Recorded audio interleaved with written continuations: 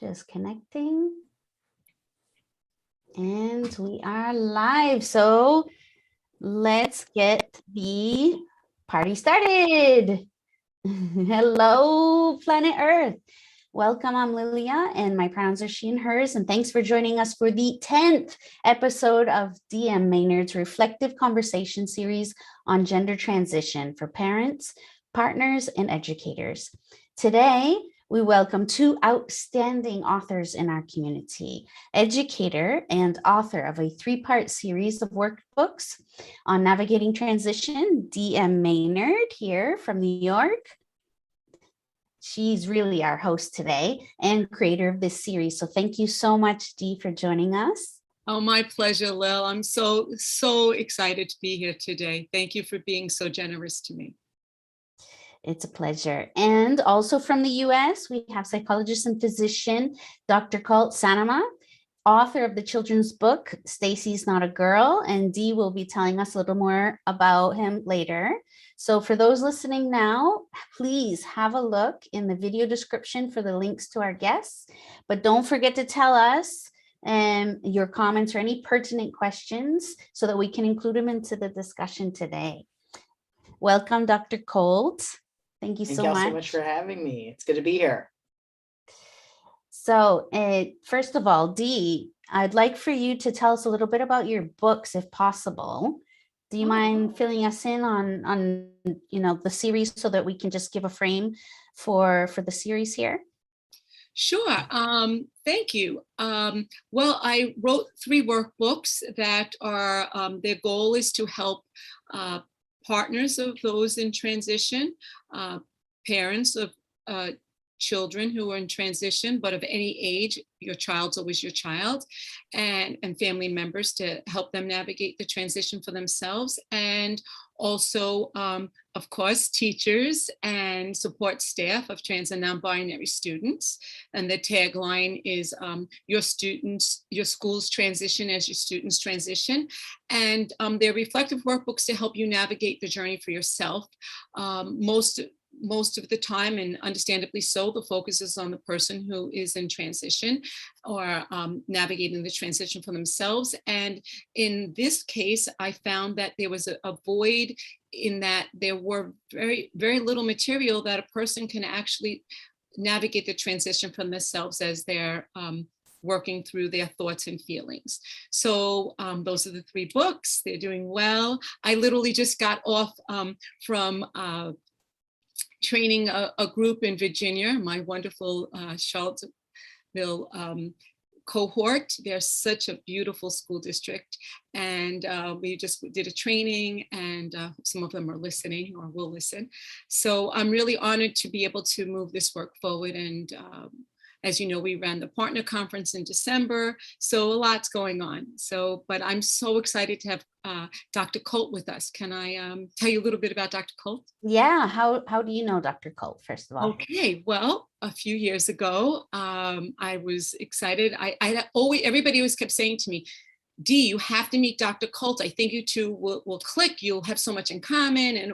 And I said, well, I hope that life provides that opportunity. And I was able to present at the World, at WPATH, the World Professional Organization of Trans Health, had a conference in Argentina. And I look at a table and I see this wonderful book there. And I saw Dr. Colt's name under it. And I said, oh, that must be Dr. Colt. And I read it and I loved it because I'm a teacher first and foremost, always. And I fell in love with the book. And then when I started doing this, it was always in the back of my mind, could I get Dr. Colt to come on and talk about this book? And then we met at the conference because I wanted to meet him desperately.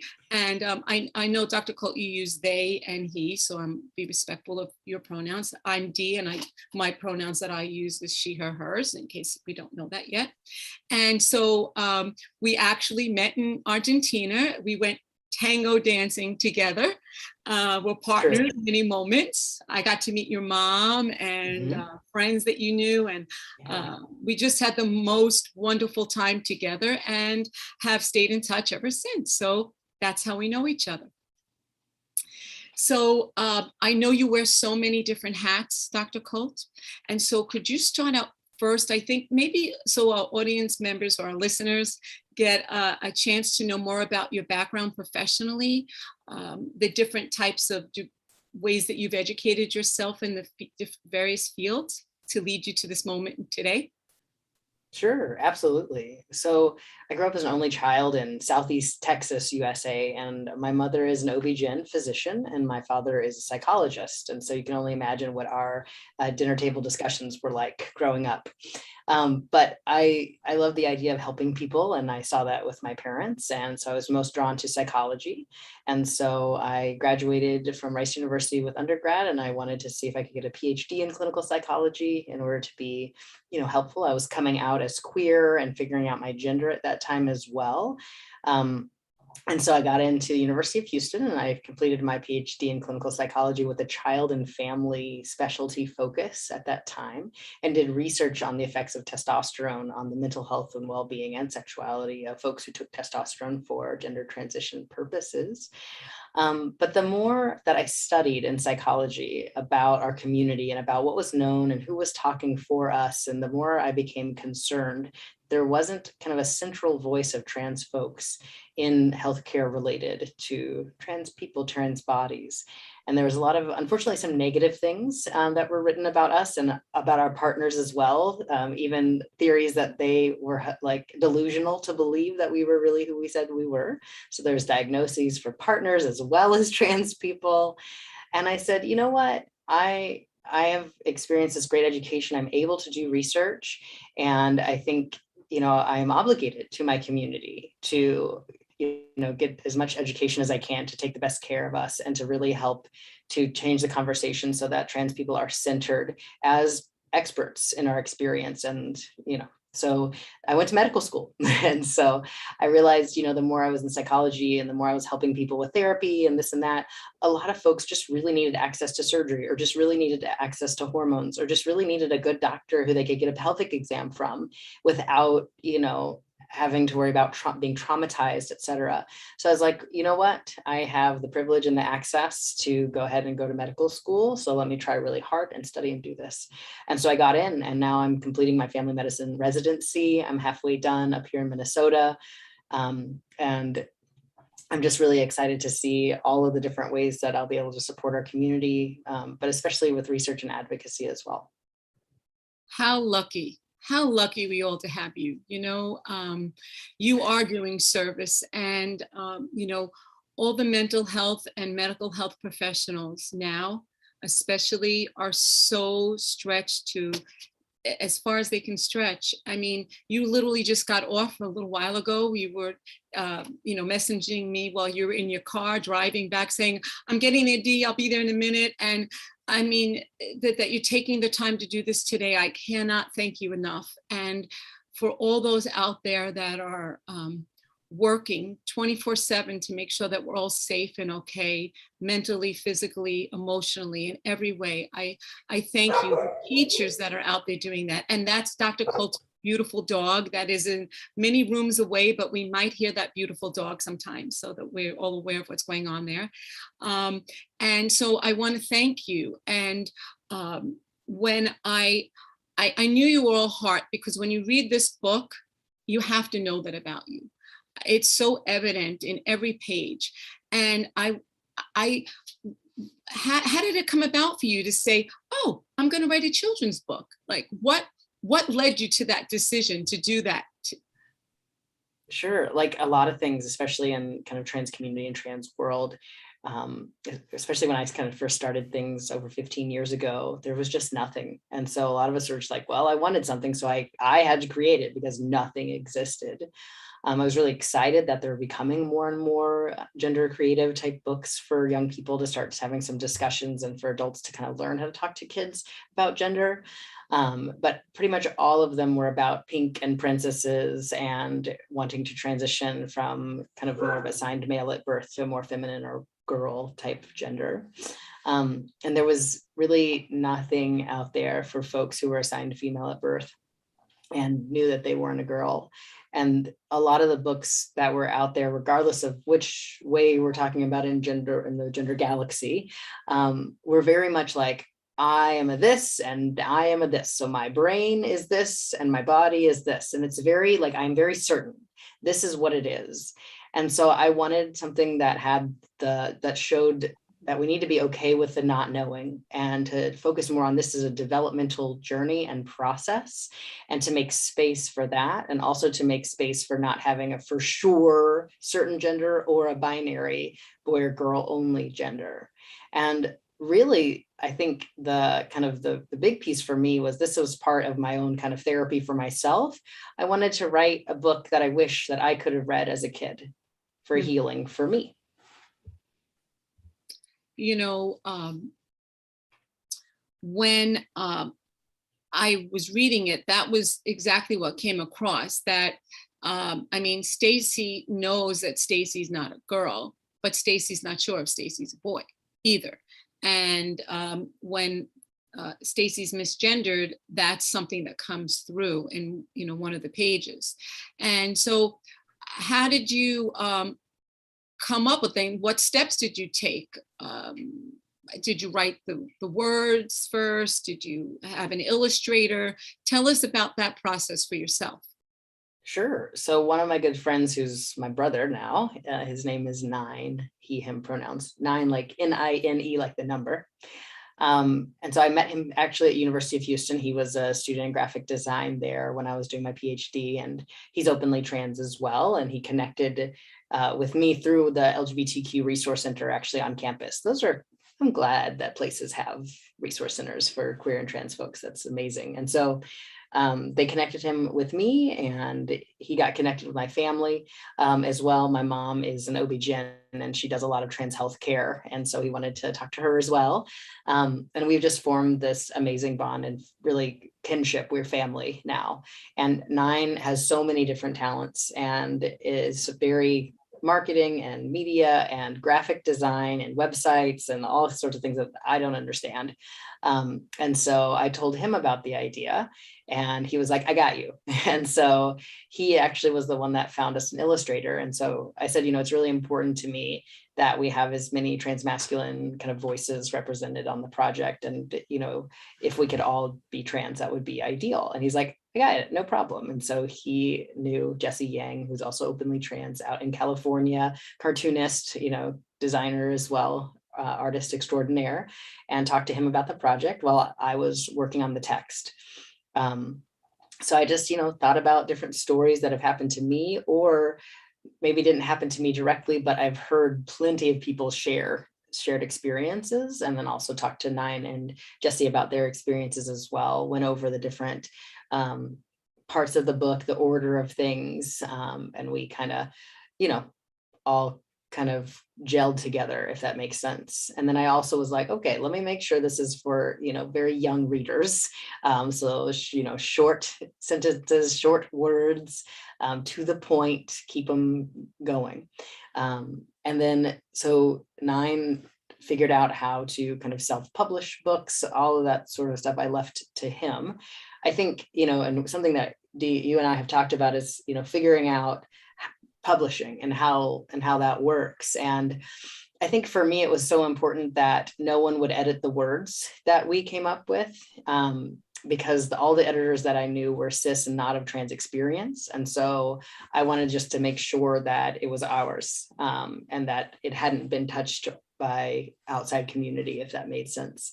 And so I think in that decision, part of that's challenging, right? Because we're kind of all on our own. We're doing everything by ourselves. And so it doesn't get as well known and not as out there. Maybe if we went with a big publishing company, but I think it was really what we wanted to be, very organic and very community grassroots, if that makes sense. Right. You know, I that's what I was, when we talk about this, I have to say that JKP, Jessica Kinsley Publishers, that I'm with, they're really allow the voice, and they really have a clear understanding of the community. But I know that that's what you're talking about at certain stages in time, especially maybe when you were considering this, doing this project, the fear of that comes up a lot. So it's really important, as you're saying, like to really investigate and navigate which direction you're going to go in, and find a publisher that aligns with what your belief systems are, and allows you your voice. I mean, my publisher has, and I'm so grateful to them for that. But people do find that self-publishing is the best route for them, and whatever way it happens, I'm just happy that we got here and we have this beautiful book. I mean, I love this book. I love this book. And the illustrations are beautiful. I've seen other interviews that you've done, so I had the opportunity to see 9 being interviewed with you. And I can really see how vested you all are in the mission of this. And so I know that it sounds like you accumulated a lot of your life's experiences and that you've had in your youth, and then, you know, created a character that can really express a lot of important points. Something I recall you saying when we were talking was that it's been translated into Spanish, and Lil is in Spain, you know, and of course we have many countries that speak Spanish, but is this correct? Is translated into Spanish now, is that correct? Yes, it's translated into Spanish, and 9 is hard at work, kind of moving the English text and putting the Spanish text in and all the pictures, and we'll be able to have it available on Kindle, through Amazon. So that's going to be available pretty soon. How exciting. And Lil, why don't you look over the text so that you can double check, make sure everything is correct, because she's an expert in both languages. Just putting a little plug in there for Lil. Yes, I don't mind having a review, because of course Latin American Spanish is different from European Spanish, and I've just shared the link to the Kindle version on Amazon, because I understand that some of the hard copy versions are hard to get right now. You can go through my website directly for the hard copy. It takes a little bit of time because we're all volunteers, but usually about once a week they do shippings for the book, the hard copy. Right, and I got mine right in time, so I know that they are hard working. Because it's www.thegenderdoctor.com. Is that correct? Mm-hmm. So I know I say the www. My spouse always teases me about that, but I can't help myself. So I don't know. I shouldn't even say it. Okay. Anyway, so well, the clickable link is in the chat. Thanks. Look, you just, I don't know.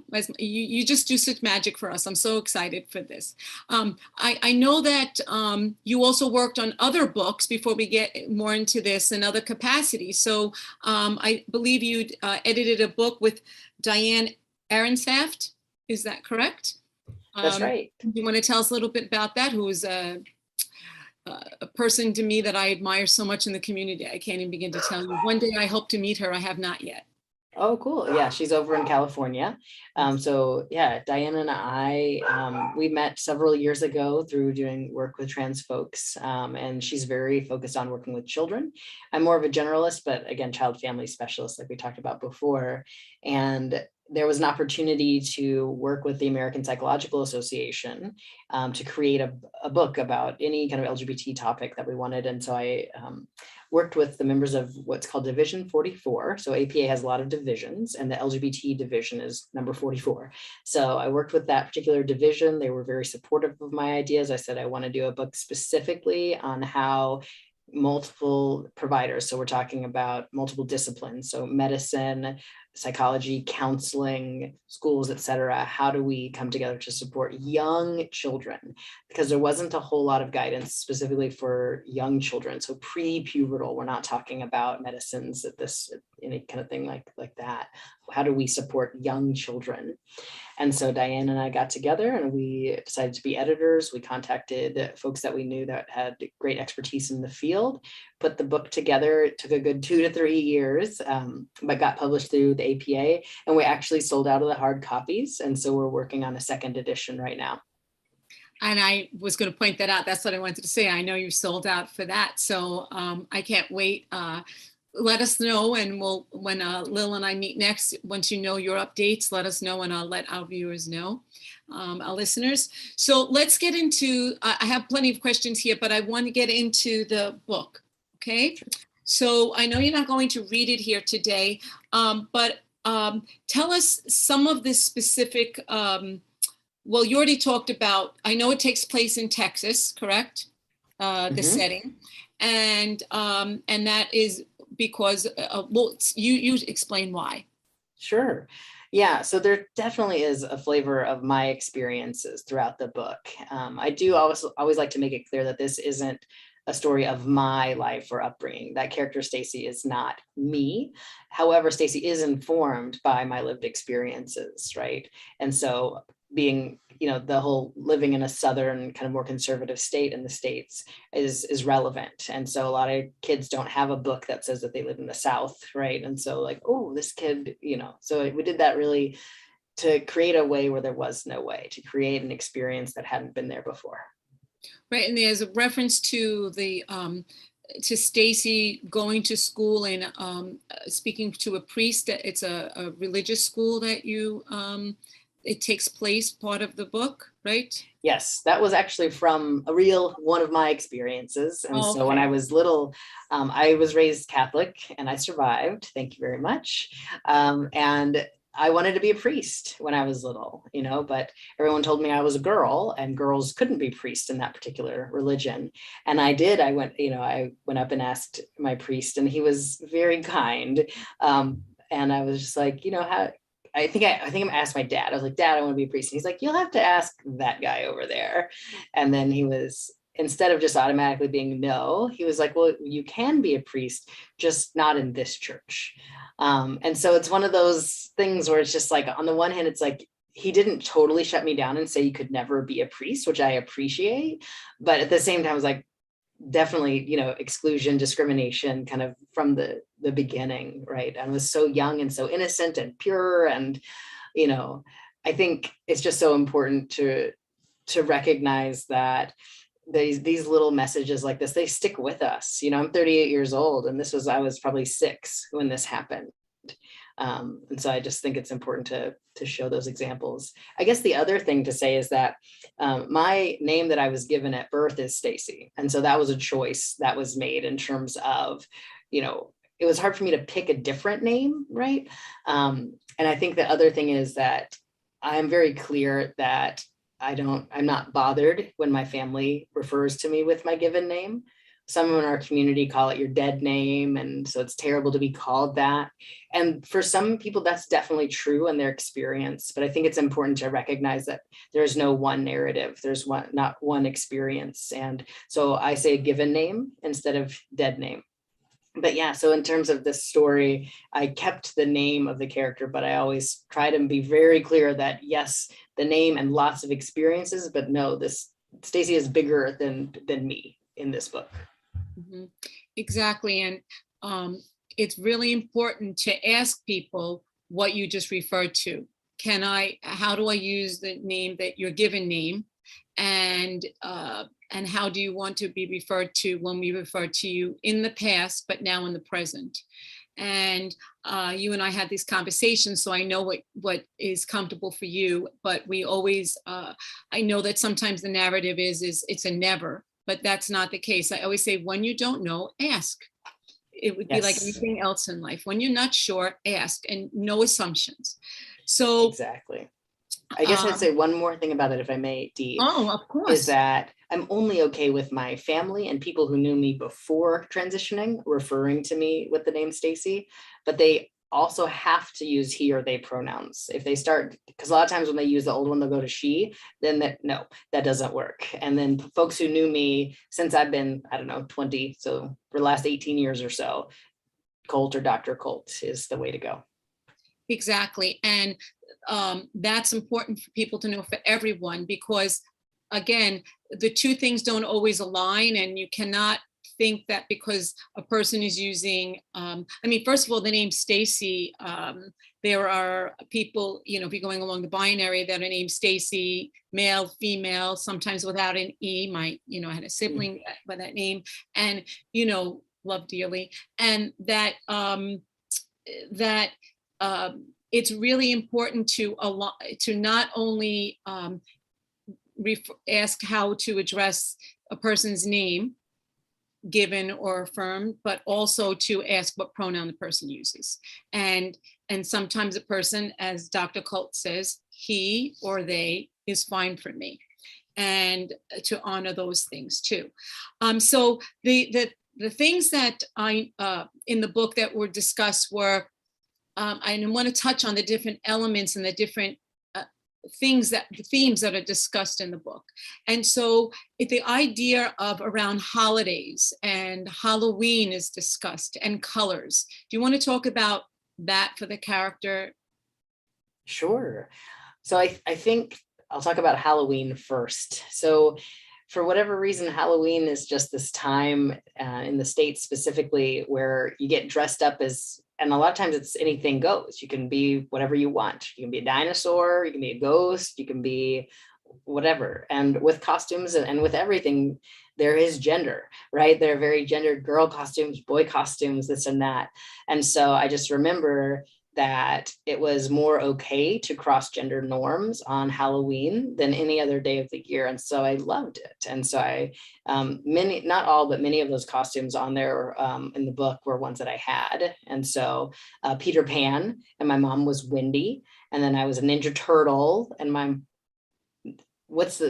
April. Yeah, mom was April, so mom and I did a lot of kind of those things. And so, but there wasn't this like, you're a girl, you can't be Peter Pan, even though, because I think my mom was like, well, the actor in the movie was a girl, and so it works fine, right? And so I think my parents were just excited that I was androgynous, because there was a lot of research back then by Sandra Bim that was like androgyny and self-esteem are correlated, and like all these, and intelligence. And so they're like, oh, let's encourage this. And so yeah, I think especially as adults, we see that more also. Sometimes adults will share the first time that they kind of presented closer to their true expression of self was on Halloween, and they could use it as, oh, I'm just wearing a costume in terms of for psychological safety or physical safety, if that makes sense. So kind of using it as a strategy. Then colors, of course, colors are very gendered. And so I wanted to make sure that the kids said that they liked blue and red and green. I think, those colors, because I remember like lots of different conversations in childhood of people being like, you can't like that, or you can't like that because it's this. And so I wanted to invite those conversations for folks and teachers and different folks reading the books.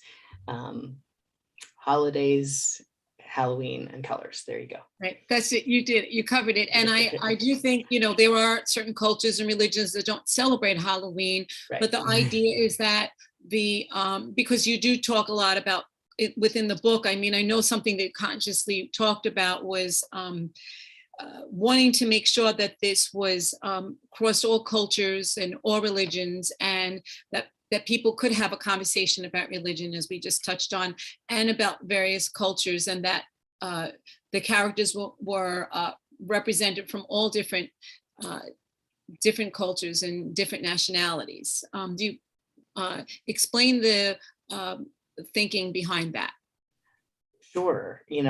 Most of the books that were previously out there, we had light-skinned kids, and we're very kind of majority, if you will, very accessible to a majority. And we wanted this book to be accessible to anyone, and so we wanted to have a lot of intersecting identities in Stacy. And so that's also a big piece, right, that I am white, and so having Stacy be brown with a brown parent as well was an important part of that book, because where are all the stories for the biracial kiddos, where are all the stories for the multiracial families?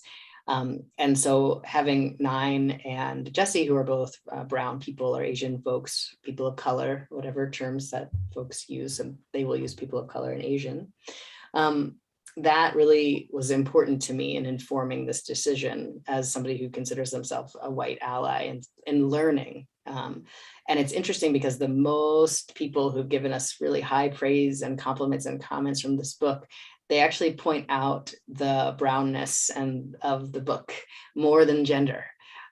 So that for me, it was a risk, to be quite honest, in making that choice, especially as a white person trying to figure out how to be supportive in this world and make someone be able to see themselves.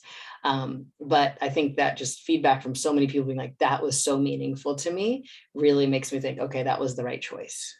But and I also think about talking about, Catholicism and have, and talking about, the character of the priest also gives way for us to be able to open conversations with parents and or students about religion or different ways to navigate that also, or medical and mental health professionals when they're working, and to be very sensitive to people's beliefs and without harming the person who is identifying on the transgender spectrum, and in fact, Colt, I have this wrong, Dr. Colt.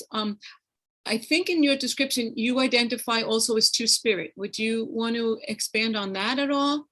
Sure. So, because I feel that we don't always I don't always have an opportunity to discuss this. Sure. So I just came into my two-spiritness in terms of identity within the last couple of years. It's one of my newer gender identities. And I think it's really important to kind of make that clear that a lot of times folks want you to know what your gender is, and then you can only transition if you're really sure and you know exactly what it is.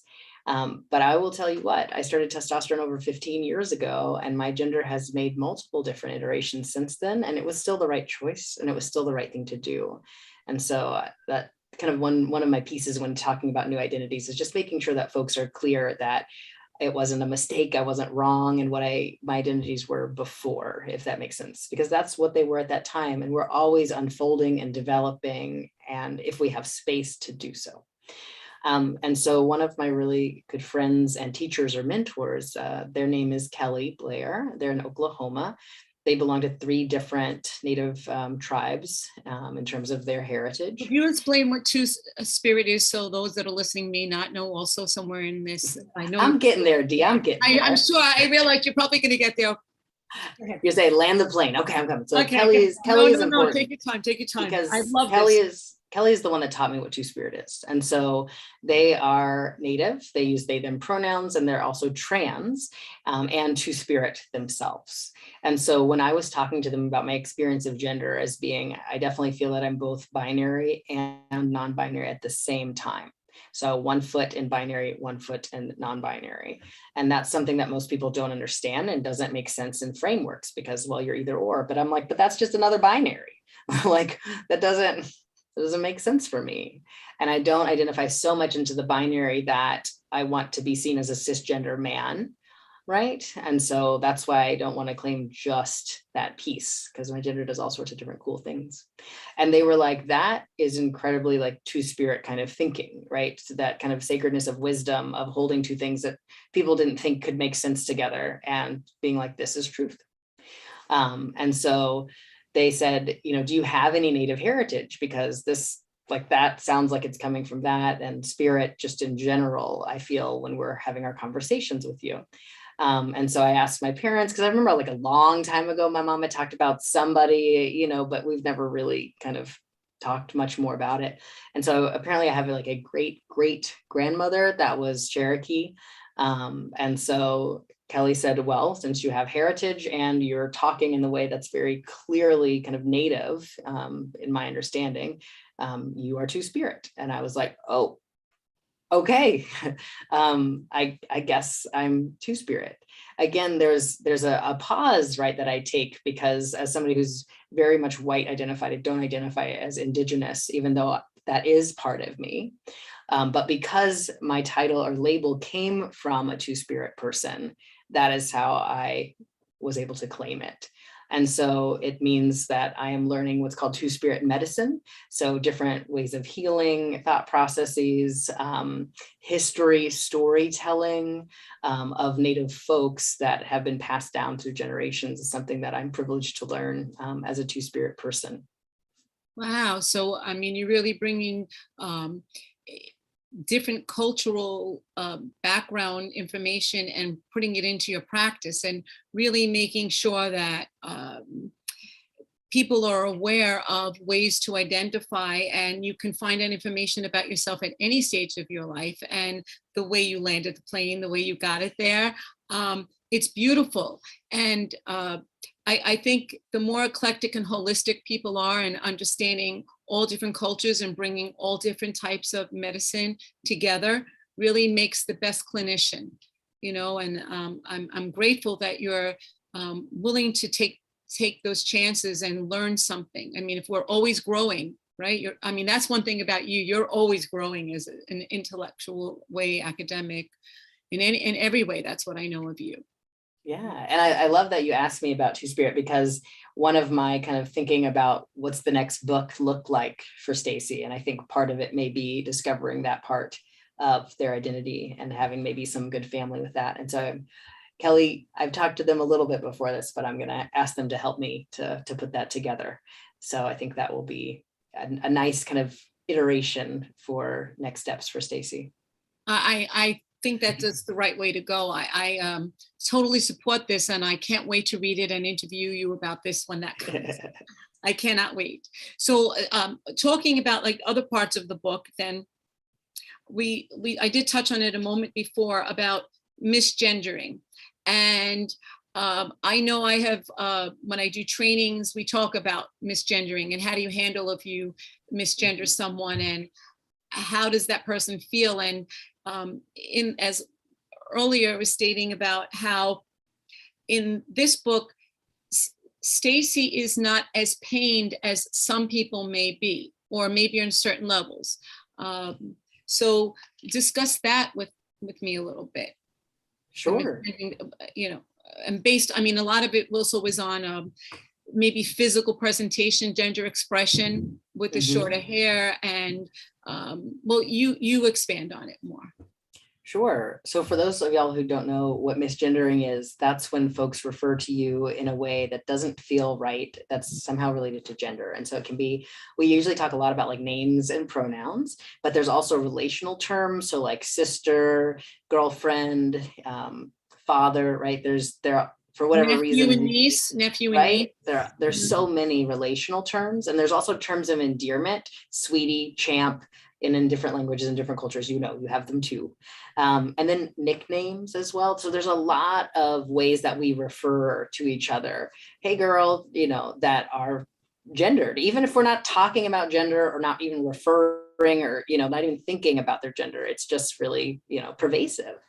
And so Stacy was really clear that misgendering for them was referring to them as a girl. And so they could be called Stacy without being referred to as a girl. So that name was fine at that particular time in the book, which may or may not change. Stay tuned. And then they were not sure if they wanted to do he or they or anything like that. So I didn't even put that in. I kind of left that for the imagination and to open up possibilities for discussions. What do you think Stacy's pronouns are going to be? I don't know. Only Stacy knows, you know, those sorts of things. Because we make reference to Stacy with the word tomboy connected. They use that in there too. So I'm glad that you're exploring this with me now. Yeah, no problem. I don't think we used a pronoun for Stacy in the book. Not that I noticed. Actually, we did that on purpose also to show that you can not use pronouns and not even notice.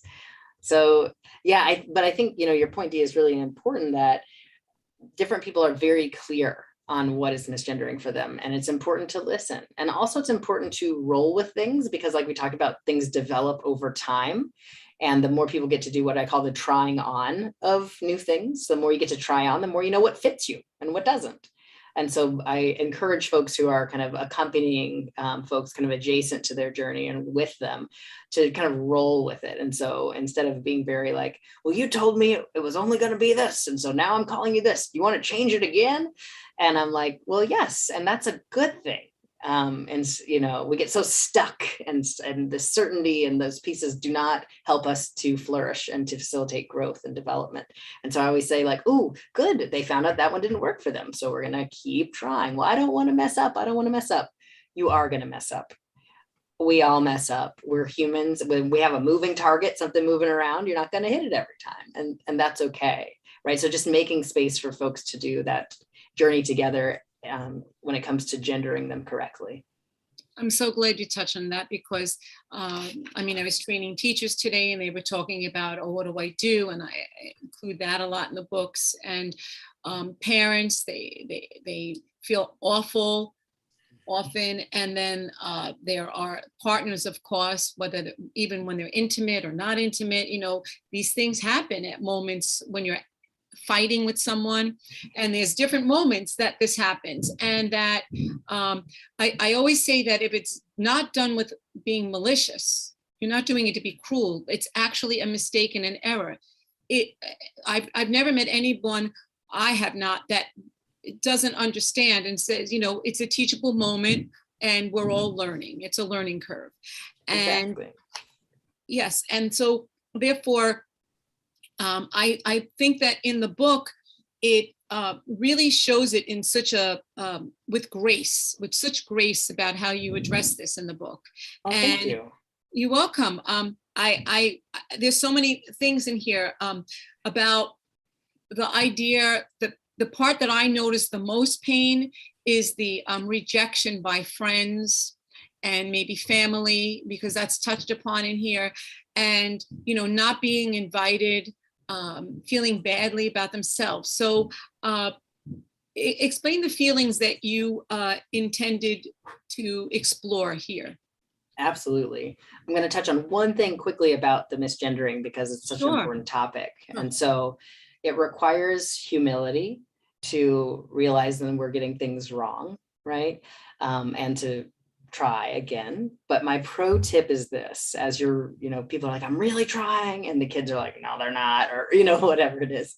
I say, every time you hear yourself do it wrong or misgender, even if it's like a few seconds later or whatnot, correct yourself. And so she, and then continue, or whatever it is, because cognitively, and just thinking about psychology and learning, if you keep practicing it wrong, you're more likely to keep getting it wrong. So when you realize, even if you're like, oh, I think 3 sentences ago, I probably said the wrong one, let me repeat it, and make yourself repeat it, like repeatedly over and over again, because the more associations, right, those things get in the brain, the faster you're going to retrieve that in the future. And so that's a tip that I give all my parents when they're kind of struggling with misgendering. I say, just keep repeating yourself, correcting it. It may sound weird, but don't just let it go. So that's misgendering. I couldn't agree with you more because, I mean, I have a very close friend, and their close friend uses they, them, their pronouns. And whenever they're making reference to them, you know, the teacher in me comes out, of course, and I say, oh, is that what they said? And they're like, oh, thank you, thank you. And I feel that when you made reference before to, you promised you weren't going to, you know, this is what you told me. A lot of times parents and partners and educators, friends say it's because they want to get it right, and they've put so much energy into learning it, and then they're unlearning and relearning. And I always say the reason why this is happening is because a person is trying to understand themselves, and so they need that space, that fluidity, that acceptance, and that there are many things about every one of us that we're uncertain about, and everybody is patient with us. You know, I'm a cisgender person, so that's why I'm saying us, you know. But, you know, there are also people, I mean, I want to correct myself here. That there are plenty of people who are trans themselves that have to get used to their friends' name adjustment and everything. I mean, this is a challenge for everyone at different times.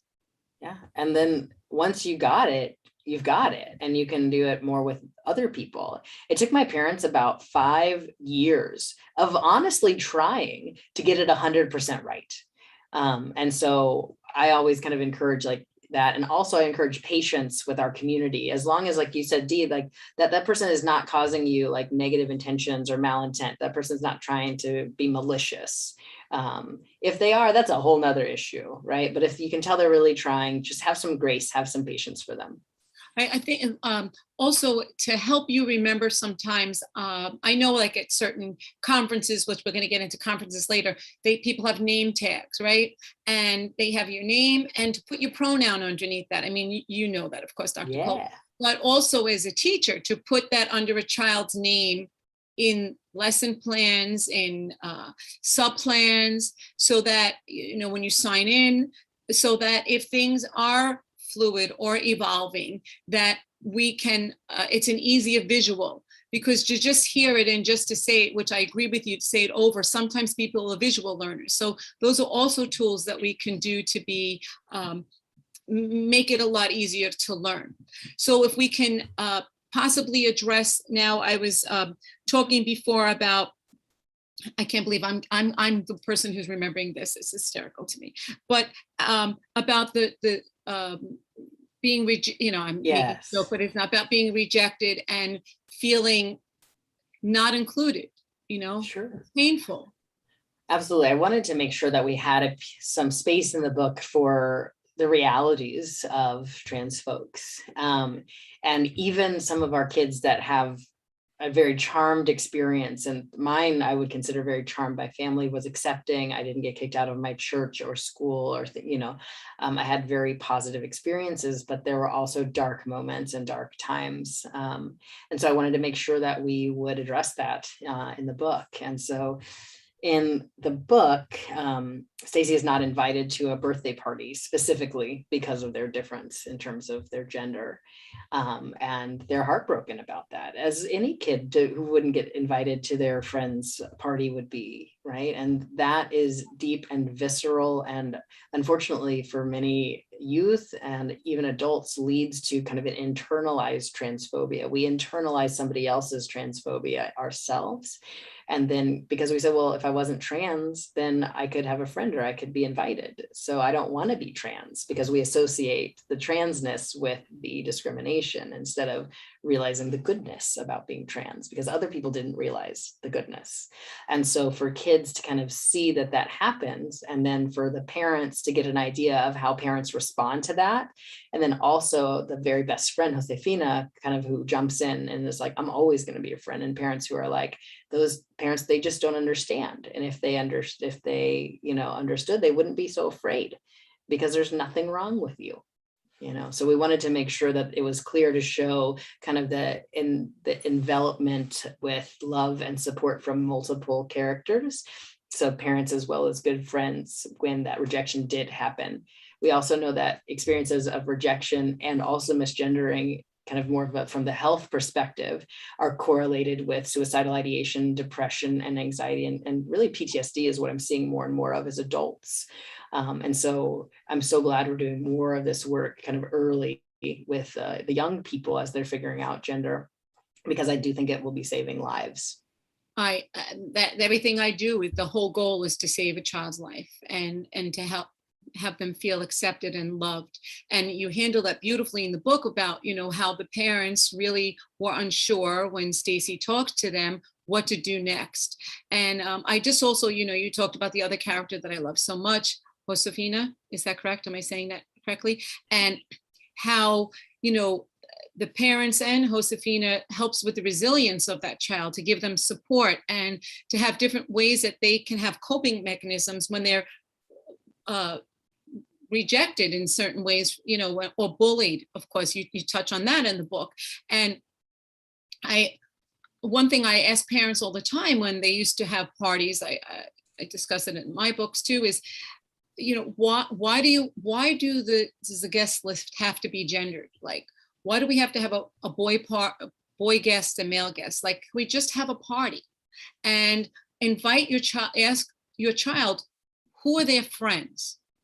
Rather than, can I have the list of all the boys or all the girls? Because as we have evolved, we understand that really when you have a party, you want to invite the people you're friends with. And your child may have children that are all genders. And so to be inclusive of that. And so it's really a great way to start a conversation in a classroom, looking at it through the lens of a teacher, that part of the book. One other thing, so your parents go to see the doctor that they learn about through a conference. If I have that, is that correct? Mm-hmm. Right. Yes. And so, and then you talk about the different types of words that you use, gender smooth, I don't know if you wrote this a bit ago. I'm sure you're familiar with the 4 main terms you use, but if you need me to pull it up or help you. I got it going here on here. Could you talk about those different terms? And I know that they're just to help Sure. understand better. Yeah, if y'all could pull it up on the screen, that would be super helpful. So part of the work that Dr. Diane Aronsaf does with young people and the writing that she does is she has shared with us the different ways that young people have come in and talked about their gender with her that didn't necessarily fit the I'm just a boy or I'm just a girl. I'm sorry, I just want to say it's on page 19 and 20 in the book. So I know you have the PDF there, but in case you want to look here, it nice. helps. So there's the gender smoothie on page 19, mixture of boy and girl. So like a smoothie, right? Mixture of different parts, right? And then the next one, gender Prius, right? So hybrid, if you will, half boy, half girl. Gender Minotaur, one gender on the top, another gender on the bottom, and then gender Tootsie Roll Pop, one gender on the outside and another on the inside. And so these are ways that young people are kind of using different analogies to explain their experience of gender. And so I think it's incredibly an accessible way, and it comes from the mouths of children themselves. And so I did, of course, get her permission to put those in the book. And I don't think anyone had ever drawn pictures of them before. So we had so much fun with Jessie kind of coming up with, how do you draw that? I don't know. And really, honestly, they could look like whatever, right? And still have those genders. But we wanted to kind of play with that a little bit in the book. Right. And so I love that you gave whether they're a child might describe it, because, being an early childhood specialist, children don't always know exactly. They might have that vocabulary, of course, but they'll describe it in the best words or they might draw it, and you would want to explore. And you don't have to say to a child, oh, well, you're a gender smoothie. That's not the purpose of this. The purpose is to show, is if I'm wrong, please correct me, because it's your intent with how you were writing this, is that it's to have a conversation and to understand that there's various ways to express gender and various ways to experience yourself. And it's to give a child more vocabulary, more understanding, and others to, have a better way to understand themselves. Yeah, because most of us grow up with very restrictive ideas about gender. And so this is the idea that there are infinite possibilities of gender, and to give some examples that people may have never thought about or heard about before. And so really it's just to kind of address that restrictive nature and kind of open it up to possibilities. Right. And one of the aspects that was discussed about is Stacy wasn't comfortable with certain part of their body, and that they wanted to, maybe have surgery or consider that, and then the doctor explained to them that sometimes at certain times in your life, you may want to address this with medicine and medical ways. Do you know what I'm referring to? Yes. And so surgery wasn't brought up at all in the book, because I think it's a really controversial subject in general. And I was like, if we're going to talk about that, we need another like 3 volumes going on here. But Stacey was very clear that the idea of growing breasts was very distressing to them. And so we brought in an element of physical gender dysphoria within this particular book. Sometimes kids will be very internal about that and not share that with their parents. And then when it's really too late or just kind of on time that they really need to have an intervention, the parents are like, this is the first time I've heard about that. You've never said anything to me before, but this person has been suffering for so long. And it's so important to let young people know about medical options. I think some people are worried, well, if we let them know the options, are going to be more likely to choose them. And it's like, that's not how it works. They need to know, so they can tell you how they're feeling in their body. And so this kid was more, if I'm incorrect, tell me, because you're the doctor, right? We're talking more about hormones and Tanner stages, and you're always reading my mind. Hold on, I'll get there, Dee. Oh, okay. Sorry. Who knew? So this kid, is early enough in their development that they don't have any breast growth whatsoever. And so for those young people, if it's medically indicated for medical treatment, whenever they're about to start puberty, or they just barely begun puberty, no periods yet in this particular kiddo, no breast growth yet, they can time the suppression of puberty. And then if they do decide to do a masculizing exogenous puberty, they can time it so that the person will never grow breasts and will never even need surgery. And so it's just really important that that young person knows that that's a possible route. They may or may not choose the route, but they need to know it's possible so they don't have to worry so much about any day now they're just going to show up and I'm going to have these things that I don't want. Right. So, I mean, and just to be also, there's standards of care for any of the things we're talking about, WPATH puts out, and there's lots of different, I mean, this is a very complex topic. So, and again, you just touched on it for a moment in the book because of its complexity. And again, you were just referring more to people who are assigned female at birth. Right. And so so I'm going to go on to some other things that were touched in the book. Was really was the role of the parents, and then going to the conference. And I mean, we met at a conference, but I do want to talk about the role of parents, and then get into a further discussion about the conference. Sure. I think conferences and bringing people together are so critical for our community. I think the pandemic has made that really obvious to me, and it's been a big challenge, because when we come together, there is healing. There's just so much shared experience. There's so much like, oh, I got it. Yeah, I totally, like, you don't even have to spend 5 minutes explaining what you just said to me, because I know what you're talking about, right? There's so many of those kind of clicking type moments and those connections and community building that happen in conferences. And so I wanted to give an example of a conference, so people will be like, oh, are there conferences for this kind of thing? And then look those up, because yes, there are. And that's how so many people learn so much and get access to so many resources. It's like a treasure trove of people and access. And so that's why I wanted to make sure I had conferences in the book. Right. And I mean, I met Lil through a conference. I met youth at a conference. I got my opportunity to be a writer through conferences, and meet up with other professionals, as whether there's all around the US and in other countries. And so I think it's very important that, and sometimes they're free, sometimes they cost something. And so there's something for everyone. I'll call that a little smoothie. There's a little smoothie for, in the nicest of ways, a mixture of different ways and options for people.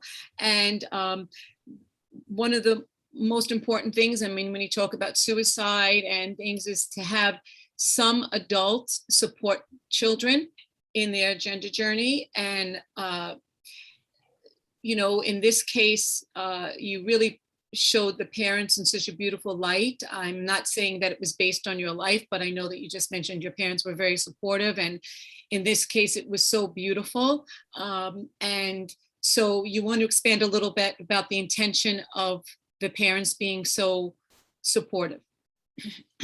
Absolutely. I wanted to show that it was possible, especially with folks from diverse backgrounds, to be supportive and accepting, because they are, but that's not generally what we hear. Right. I think it's also important that parents do have their own journey and their own process, and they're human. And it's really important for them to get support. Whenever I'm working with folks, I'm usually recommending counseling for parents more than I am for young people, because people have such a hard time. And so they need to be around other folks who have been there, who can understand the pain or the different experiences that they're having and the confusion, et cetera. It's usually more in the parents, in my experience, than in the young people. And so I think it's important, though, that I communicate that parents need to have their own stuff, but they need to not put it on their child.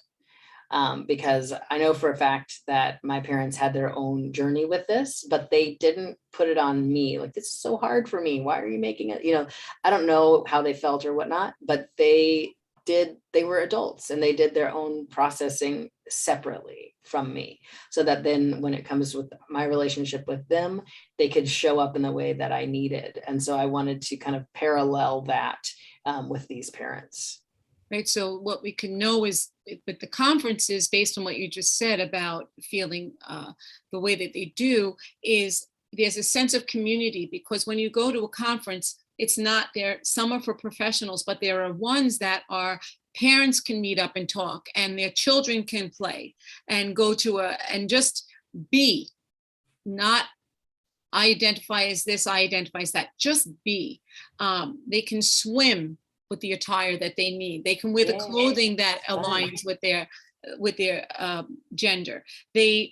It's such a place of acceptance. There are camps that have this also for children. And for those that don't know, it's mentioned throughout my education book and for parents and whatever, it doesn't matter about my book. And so then, no, I just want people to know that this is available out there. You know what I mean? And, yes, it's important. And that when you go to these conferences, there are also places for partners to meet up and talk, and that there's places like Facialteam presents at the different conferences and little associated with, and you really get a lot of information. It's cathartic, it's joyful, it can be a lot, and that's the thing I want to say about conferences. It can be very overwhelming. And one of the things that can be hard for children, so I want to make parents aware that are listening or educators, is that when you have this freedom to just be, and then you have to retreat again sometimes, it's very emotionally challenging. And that if a child is working with a mental health professional or is with a parent, to anticipate that could happen, because they've been using maybe the pronoun that is affirming and being referred to exactly how they are, but others are not knowing this about them yet, and that they may have to go back to what was before they went to the conference, and to have these important conversations about this before you go to a conference and how you're going to handle it. And that I know one parent, they took clothes of many genders and put them in the suitcase and allowed their child to choose what they wanted to on that particular moment in time.